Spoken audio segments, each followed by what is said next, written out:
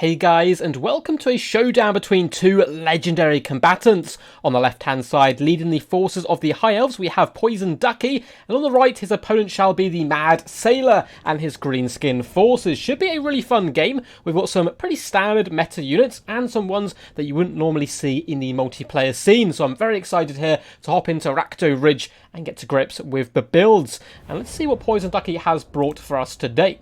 So in the front line, he has gone relatively cheap and cheerful in the form of Rangers. These guys are fantastic anti-infantry dual-wielding maniacs who'll be able to carve their way through light armoured greenskin forces with deadly efficiency. Goblins, Orc boys, these bad boys won't have trouble at all carving them up rather quickly. On the flanks, we do have Spearmen in a really nice formation as well. It's going to be pushing enemy cavalry wider than they would normally have to go to loop around the formation. And in the centre pocket, we have some more cheap and cheerful Spearmen dotted along, and their main job is to babysit the double Sisters of Avalon. Now, I've spoken about Sisters of Avalon quite a bit in the past and explained that they're very expensive and can be shut down pretty quickly by large threats. But at the same time, if you can protect them, they can get some insane value. They can be relatively decent up against stone trolls because yes, they do that magic damage, which stone trolls have the 25% resistance to, but they also have the flaming attacks, which they have the weakness to, so it kind of counteracts each other, and they should be able to do quite a lot of pounding from long range.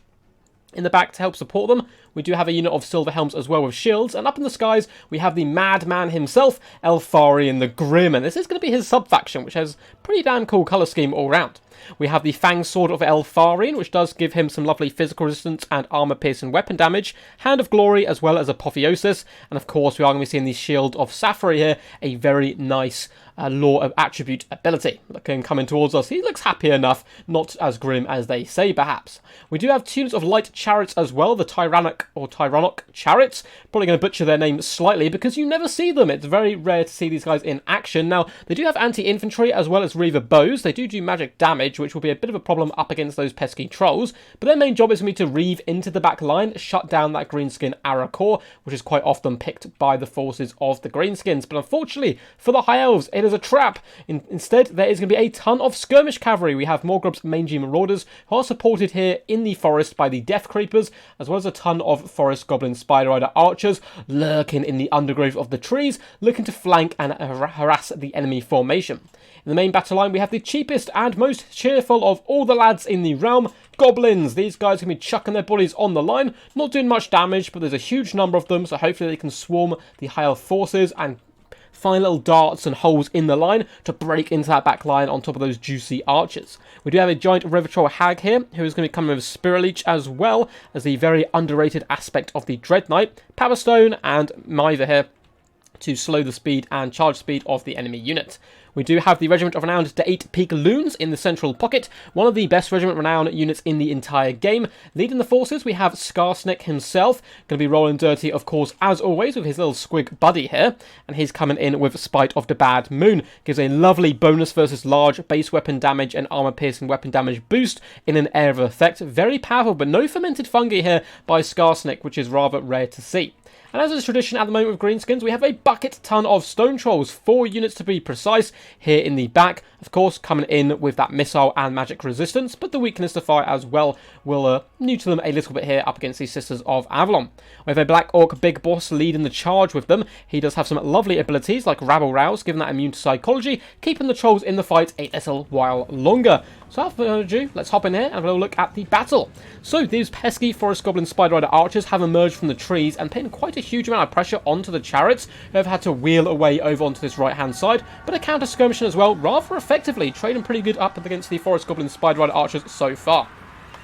Frontline has engaged and the chariots are going to be slamming straight into those goblins, severing heads and destroying bodies underfoot. Really awesome stuff so far, and the Rangers are not going to have a bad time whatsoever taking down goblins. The big problem here is going to be the Stone Trolls. We can see the Rain of Fire has begun. Sisters of Avalon are pelting shots into this gigantic scary blob, doing some pretty decent damage, as these Rangers certainly need their support here, as they are suffering quite bad. And it looks like Elfarian is going to dart in as well, coming into the absolute meat grinder, and he's going to take a huge amount of punishment. Spite of the Bad Moon has gone down. These Stone Trolls and a War have turned them into absolute killing machines. And you can see Elfarion getting butchered there in the midst. But he is holding back the huge portion of the enemy force, allowing the Sisters to fire consistently into the battlefield. And the Chariots as well have managed to crumple a couple of the flanks. Rangers rather successfully overrunning the Goblins left, right and centre. But look how quickly Elfarion, despite his physical resistance of 44% and an apotheosis, he has been slaughtered here and is desperately trying to get back up into the air. Stone Trolls tanking like absolute champs so far from the mighty Sisters. Spears are being forced in, and it looks like for the most part the High Elves are falling back to defend their bow line. Silverhelm's darting over here as well, trying to get to grips with this huge skirmish corn. They're actually going to manage to make contact here, and they will slaughter a lot of the Forest Goblin Spider Rider archers here. A little bit of a micro misstep here from the Greenskins, but there's so much going on, I certainly do not blame them. In the distance, it looks like Chariots have been used rather effectively to chase down routing Stone Trolls. And this is fantastic use of their time. They're incredibly quick and should be able to catch such units. Up in the sky, though, Elfarion is running for the hills. He should be able to come back, though. He's a pretty tough character. And with an apotheosis or two on him, he can get back up to fighting strength. Stone Trolls finally going down to the Sisters of Avalon pressure, but there is another 2 units in here trying to force their way through. However, they have been pinned in place by double Spearmen, and of course that bonus versus large is going to help. The Spearmen don't have much AP, and the Stone Troll's armor is pretty thick. That skin is rather scaly, but they should still be able to do some okay damage. Sisters of Avalon are doing some glorious crossfire as well, slowly whittling down at the Stone Troll's effectiveness.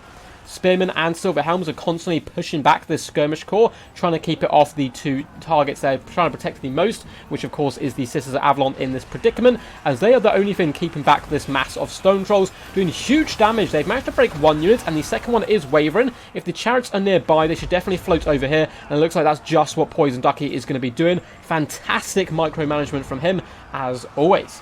In the back line, looks like the skirmish corps of the Greenskins has decided to engage in hand-to-hand combat to distract and run over the Sisters of Avalon, but one great thing about them is they have pretty decent melee stats for a ranged unit, can certainly hold their own up against really light skirmish cavalry, and they did buy time as well for the Silverhelm simply to come back and push these guys away, make them waste their ammunition on targets that maybe aren't so valuable to them. Down here, due to Sisters of Avalon fire, the Giant River Troll Hag has taken a huge pounding, and she's a perfect target for those Sisters. She of course has the weakness to fire, but no magic resistance herself, meaning she's a pretty big, fat, blobby target who's going to take a ton of damage.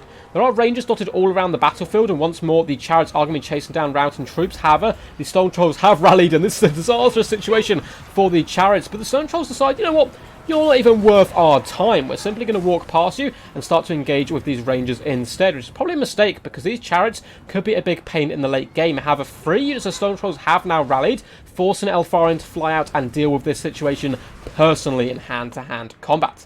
In the main fight, it looks like the Giant River Troll Hag has been forced off, and again, a ton more shots are floating over into her rear end. She is losing health very rapidly, but she does have regeneration, so if she is allowed to survive here, she could flee to the woods, heal up, and come back in the late game to be incredibly pesky. But apart from that, the majority of the Greenskin battle line is now just their characters, as the Black Orc Big Boss, as well as Skarsnik, fight in a dangerous fight up against huge numbers of Rangers, but in come the Stone Trolls. They are marching and plodding back into battle, and this shall be a thunderous charge, clubbering Rangers and terrifying them off the battlefield. Sisters immediately changing targets onto those Trolls. In the back here, the Forest Goblin Spider Rider archers have pretty much run out of ammunition at this point, but good micromanagement so far with them from the Greenskin player to do some pretty good damage. However, they really don't want to be wasting shots like this into Spearmen, particularly who are shielded.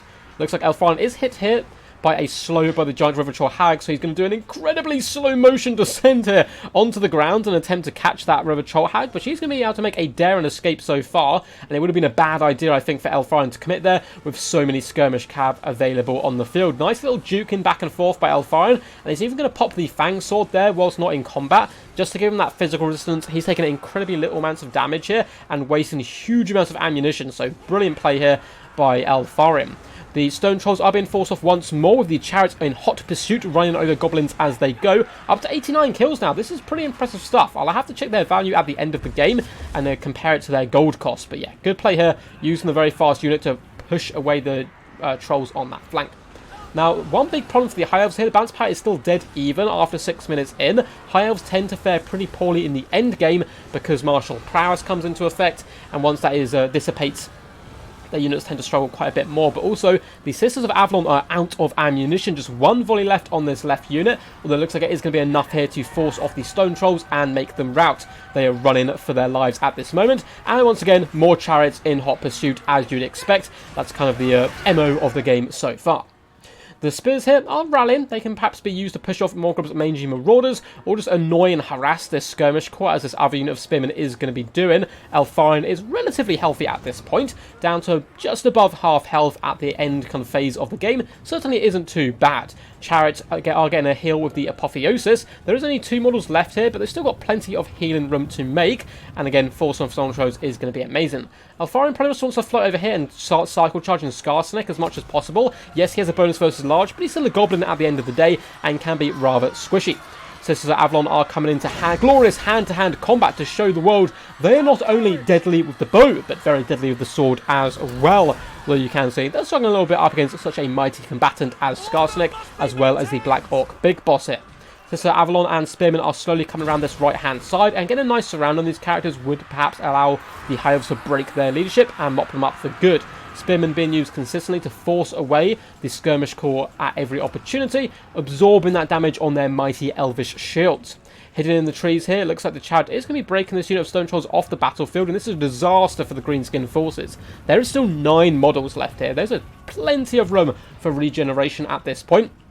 And it looks like the Greenskin player does indeed know this, so he's going to be whipping the Death Creepers as well as the Forest Goblin, Spider Rider, Archer allies over to this left-hand side in an attempt to harass and perhaps break the Chariots, enabling the Stone Trolls to rally. So good play by the Greenskin player, but a little bit too little too late, as those Trolls have now fled for good. The Chariots are simply going to turn around and start to engage these Archers in hand-to-hand combat.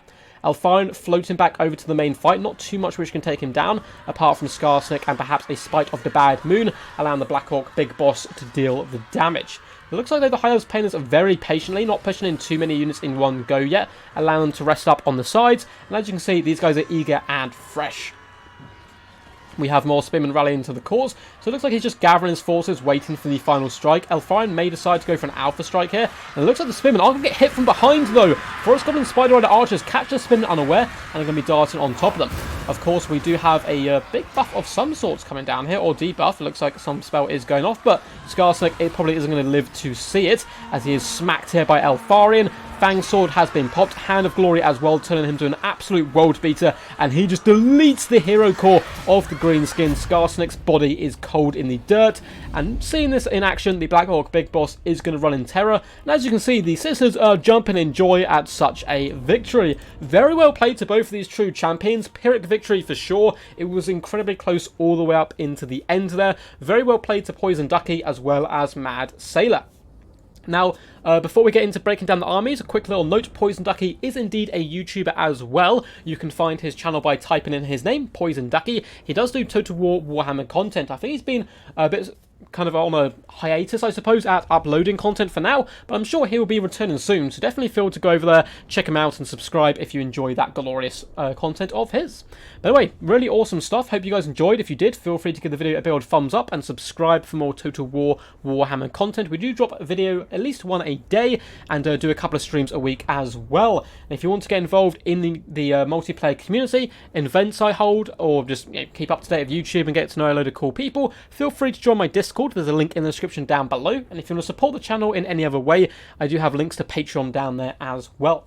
Now for the builds. The pesky Stone Trolls, the absolute meta at the moment in the Greenskin forces, did relatively decent. You can see one unit here got pounded down and had pretty much all their health left as well at the end, but simply got chased off the battlefield. And that's the problem with a lot of these Stone Trolls. You can see they're getting some pretty decent value and damage dealt, but the main problem here is their health is so huge. They had so much potential left amongst these Stone Troll units, but due to the good micromanagement of those Chariots, they were forced off the battlefield. Lovely skirmish play as well. You can see all of these guys getting pretty decent damage dealt and damage value for such cheap troops. Not all of them paying for themselves, but others performing rather well, particularly here the Morgrub's mangy Marauders. Now, I would have liked to see them dart into combat a little bit earlier on top of the Sisters. Yes, they're not going to win that fight, but they need to distract them to allow the rest of the Greenskin force to really punch through where possible. Of course, goblins, they're simply here to die. They know it's their job. They know they were born for this, and they accept their duty, unfortunately for them. So they pretty much got just torn up by the Rangers. However, the 8-peak loons performed slightly better. Still not fantastic. I'd like to see more use of their Fanatic plate. For the hero core, the Black Orc Big Boss spent most of the game on babysitting duty, so not getting the craziest value himself. However, the River Troll Hag performed much better, getting 974 damage value and over 2k damage dealt. Very impressive stuff. Skarsnik as well, still a very competitive lord. All round, the Greenskins have quite a few good options. Big fan of Wurzag, big fan of Azag, Grom and Skarsnik as well, and I've got a special place in my heart for Grimgor. I certainly think he's actually pretty powerful and currently heavily underrated in the current meta. But despite that, anyway, 5,600 damage dealt and 1,500 damage value, pretty impressive stuff. Now for the forces of the High Elves, we saw a lot of standard stuff in the form of Spearmen, who were simply there to hold the line, and they did that job very well all round, as well as the Rangers who simply cleaved their way through the enemy. You can see not a lot of damage value on these guys, but 4,600 damage dealt, 7,000 here, 3,600, 3,100. They really were there to clear out the chaff and allow the rest of the high elf units to protect that back line, because if there's goblins running all over the place, it's an absolute nightmare. But if you only have to pin in a couple of units of trolls, it certainly becomes a lot easier. As for the Sisters of Avalon, despite their opponents having that magic resistance, they did huge damage, 13k damage dealt, nearly 3k damage value on one unit, and on the other, 10,000 damage dealt, 1,800 damage value. Brilliant display on both of their parts, and mainly due to the good micromanagement of Poison Ducky in protecting that back line. He did very good with his spearmen to force off the enemy, as well as the sacrificial Silver Helms, who unfortunately for them spent most of the game chasing pesky skirmish cavalry of the Greenskins. But one of the real MVPs was certainly these light chariots here, one of which even gained a chevron, 101 kills, 9,900 damage dealt, and nearly 1,000 damage value on this unit. And on the second one, 6,400 damage dealt, 800 damage value. But their real value for them in this battle wasn't the amount of damage they inflicted on the enemy, it's the amount of stone trolls they managed to chase off the battlefield. That huge chunk of value that they took away from Mad Sailor and his Greenskin forces certainly helps the mighty High Elves to win the day. Anyway guys, hope you enjoyed. If you did, peace, and until next time, stay awesome.